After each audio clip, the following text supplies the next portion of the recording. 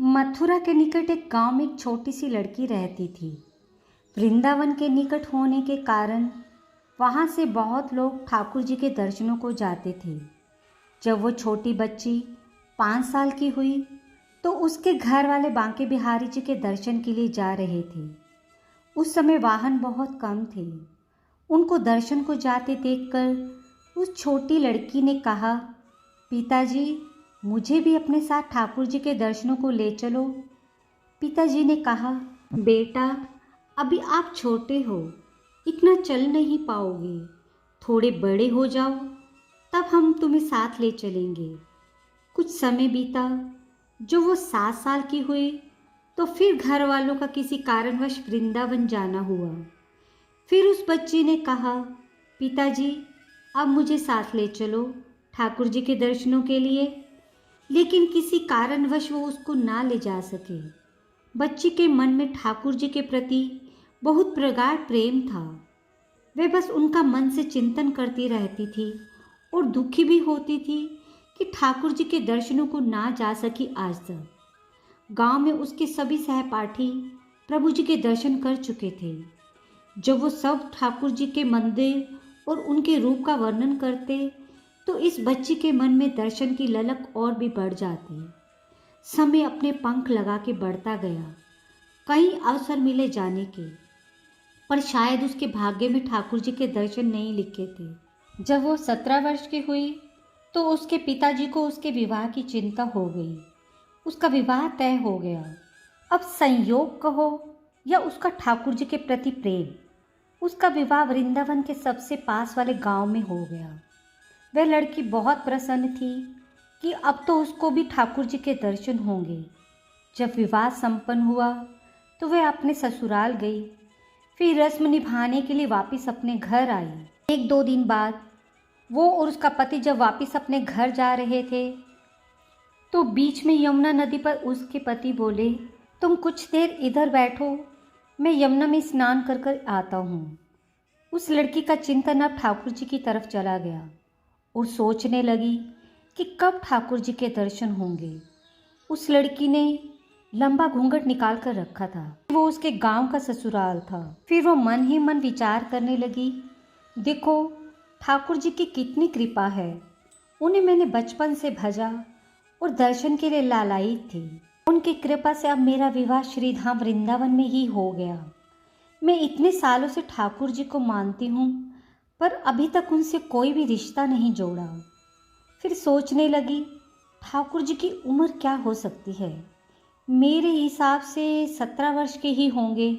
मेरे पति 21 वर्ष के हैं, उनसे थोड़े ही छोटे होंगे। इसलिए वो मेरे पति के छोटे भाई की तरह हुए तो मेरे देवर की तरह। लो, आज से ठाकुर जी मेरे देवर होंगे। अब तो ठाकुर जी से नया संबंध जोड़कर उसको बहुत प्रसन्नता हुई और मन ही मन उनसे कहने लगी, ठाकुर जी, आज से मैं आपकी भाभी और आप मेरे देवर हो गए।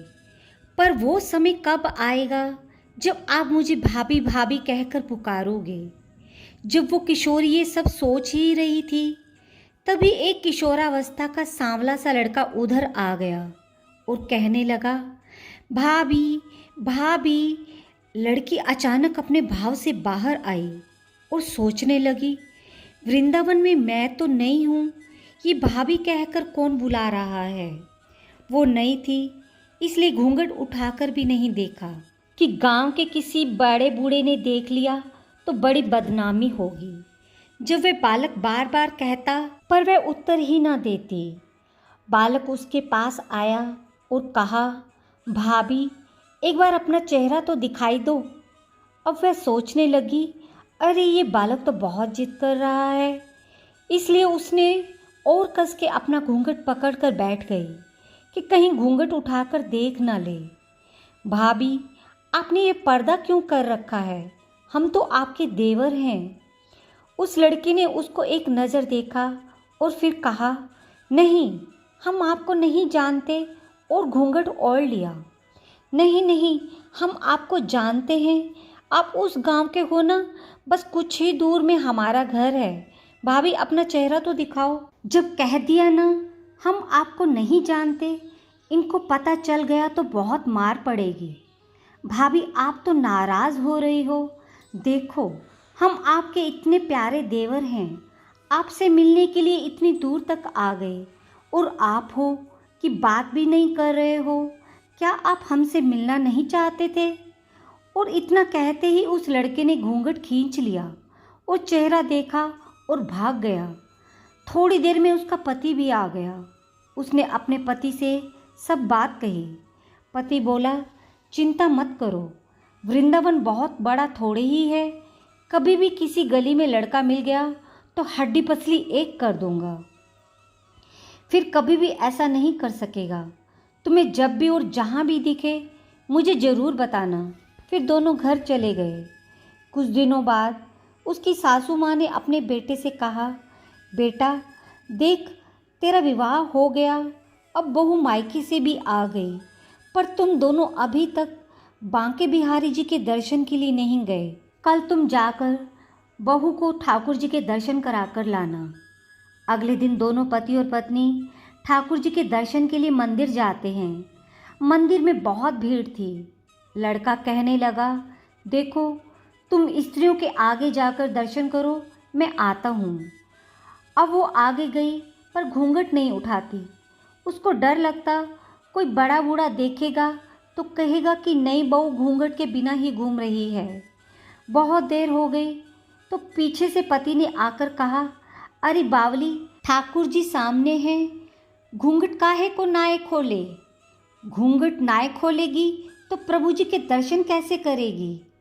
अब उसने अपना घूंघट उठाया और जो सामने बांके बिहारी जी को देखा तो बांके बिहारी जी की जगह वो ही बालक मुस्कुराता हुआ दिखाई दिया। वे चिल्लाने लगी, सुनिए ओ जी, जल्दी आइए, जल्दी आओ।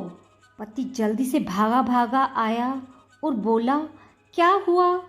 लड़की बोली, उस दिन जो मुझे भाभी भाभी कहकर भागा था ना, वह लड़का मिल गया। पति ने कहा, कहाँ है? अभी उसे देखता हूँ, बता तो जरा। उसने ठाकुर जी की ओर इशारा करके कहा, ये रहा, आपके सामने ही तो है।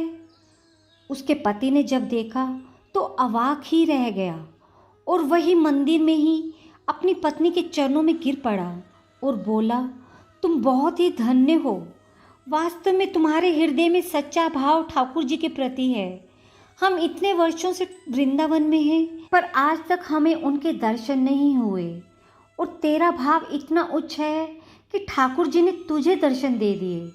ठाकुर जी से सच्चे प्रेम से जो भी रिश्ता बनाओ तो ठाकुर जी उसे ज़रूर निभाते हैं, जैसे इस कहानी में ठाकुर जी ने देवर का संबंध निभाया। राधे राधे। फिक्र करता है क्यों, फिक्र से होता है क्या?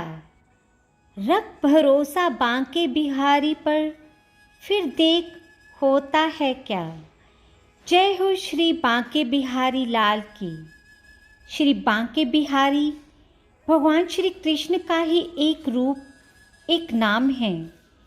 भारत के उत्तर प्रदेश के मथुरा जिले के वृंदावन धाम में श्री बांके बिहारी का मंदिर है, जिसमें श्री बांके बिहारी जी विराजमान हैं। ऐसी ही भक्तिपूर्ण और ज्ञानवर्धक कहानियों को और सुनने के लिए मेरे चैनल को सब्सक्राइब और वीडियो को लाइक करना ना भूलिएगा, और अपनी प्रतिक्रिया कृपया नीचे कमेंट बॉक्स में दें।